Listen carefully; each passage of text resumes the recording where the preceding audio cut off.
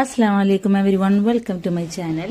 ഇന്നത്തെ എൻ്റെ വീഡിയോ എന്താണെന്നറിയോ? ടാഷ്കൻഡിൽ നിന്ന് ഖത്തറിലോട്ട് ഖത്തർ എയർവേസിൽ ട്രാവൽ ചെയ്തപ്പോൾ എന്തായിരുന്നു ഫുഡ് എന്നുള്ളത്. റെക്ടാങ്കിളിലുള്ളത് ഓംലെറ്റും, ട്രയാങ്കിളിലുള്ളത് പൊട്ടാറ്റോ, പിന്നെ സോസേജ്, ഒരു ചീസി ഒരു സോസ് ഉണ്ട്, പിന്നെ ടൊമാറ്റോ റോസ്റ്റഡ് ഉണ്ട്, അതുപോലെ സ്ട്രോബെറി യോഗർട്ട് ഉണ്ട്, ഫ്രഷ് ഫ്രൂട്ട് കട്ട്സ് ഉണ്ട്, ക്രോഷൻ്റ് ഉണ്ട്, ജാം ഉണ്ട്.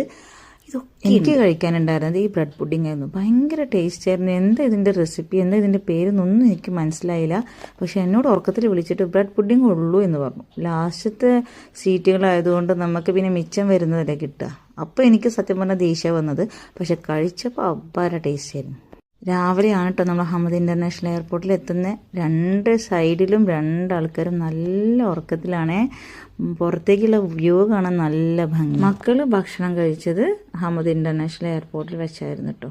ഈ കാണുന്നതൊന്നും എന്താണ് ഏതാണ് സ്ഥലം എന്നൊന്നും നാവിഗേഷൻ നോക്കിയിട്ട് എനിക്ക് മനസ്സിലായില്ല. ഇതിപ്പോൾ എന്തിനാ ഇവിടെ ഷെയർ ചെയ്യണമെന്ന് ആർക്കെങ്കിലും തോന്നിയിട്ടുണ്ടെങ്കിൽ പ്ലെയിനിൽ കയറാത്ത പലർക്കും കാണാമല്ലോ എന്താണ് ഉസ്ബെക്കിസ്ഥാൻ ടു ഖത്തറിൻ്റെ വഴി ഏതാണെന്ന്. ഏത് രാജ്യം അത് ടച്ച് ചെയ്തെന്ന് എനിക്ക് മനസ്സിലായില്ല. ഖത്തറിലെ ഹമദ് ഇൻ്റർനാഷണൽ എയർപോർട്ടിനെ കുറിച്ച് കുറേ കേട്ടിട്ടുണ്ട്. ആദ്യമായിട്ടാണ് ഞാൻ ലാൻഡ് ചെയ്യാൻ പോണത്. അതിൻ്റെ എല്ലാ സന്തോഷമുണ്ട്, എക്സൈറ്റ്മെൻറ്റും ഉണ്ട്. അതുപോലെ ഏർലി മോർണിംഗ് വ്യൂവിൽ നമ്മൾ ലാൻഡ് ചെയ്യാന്ന് പറഞ്ഞത് ഭയങ്കര ഭംഗിയാണ്. അതായത് കടലാണ് കേട്ടോ ഈ കാണുന്നത്.